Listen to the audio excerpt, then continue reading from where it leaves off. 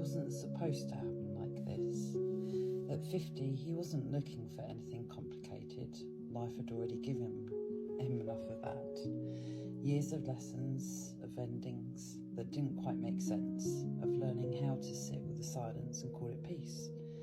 Love, if it ever showed up again, was meant to be simple, gentle, predictable, and definitely not found on Facebook dating. He almost didn't sign up. It had taken him 3 attempts just to finish his profile, hovering over the publish button like it might change something permanent. Maybe it would. Maybe that was the point. Or maybe it was just another way to pass the evenings that had started to feel a little too long. He told himself he wasn't expecting anything, but that wasn't entirely true. Somewhere beneath the logic, beneath the practiced calm he wore so well, there was still that quiet, stubborn part of him that believed in connection. The kind that didn't need explaining, the kind you felt before you understood it. The kind that didn't come with warnings. If it had, he may have paid more attention, because if you believed in star signs, really believed in them, then this was already written as a mistake. He was a Cancer, emotional, intuitive, the kind of man who felt things deeply, even when he didn't say them out loud. The kind who built walls, not to keep people out, but to protect what mattered once they got in. She was an Aquarius, independent, unpredictable, the kind of woman who didn't follow rules, especially the invisible ones people placed on love. Where he leaned in, she stepped back. Where he searched for meaning, she questioned it. On paper, they weren't just different, they were wrong for each other. And yet, there she was. Not in a crowded room, not across a bar, not in some moment of fate dressed up to look cinematic. Just on a photo on a screen, a name, a small square of possibility, and something about it made him stop.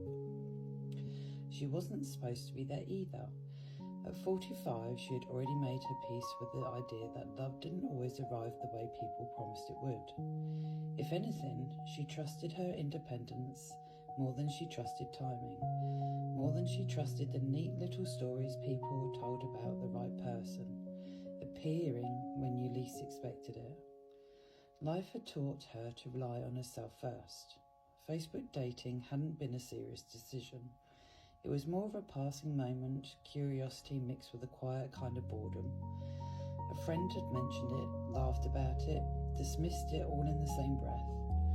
She signed up later that night, half interested, half detached, telling herself she could leave just as easily as she joined. No expectations, no pressure. That was the rule. She scrolled the way people do when they're not really looking.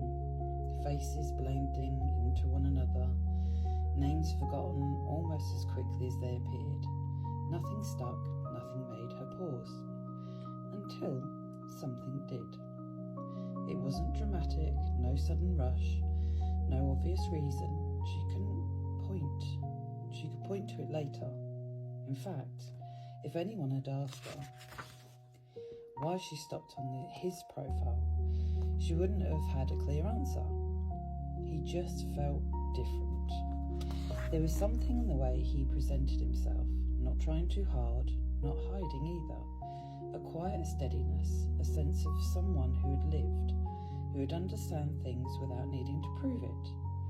She lingered longer than she meant to, which in itself was unusual, because she wasn't the type to linger. If you believed in star signs, and she only half did, on her more curious days, then this made even less sense than it did for him. Aquarius didn't fall easily, didn't attach quickly, didn't lose themselves in something uncertain, and Cancer? Too emotional, too intense, too much. At least that's what she'd always heard. She should have scrolled past, closed the app, move on with her evening like nothing had interrupted it. Instead, she looked at his profile one more time and did something she didn't usually do. She didn't wait. Her phone buzzed softly in her hand. She almost ignored it. Another message. She assumed the name she wouldn't remember by morning, but something, maybe curiosity, maybe instinct, made her glance down instead of swiping away. It was him. For a second, she just looked at the screen, noticing the small, unexpected shift in her chest before she could explain it. Then she opened the message. You sound and look amazing, Rochelle. It would be nice to get to know you, given the opportunity. This is the actual text he sent me. Simple, direct, no games. She read it twice.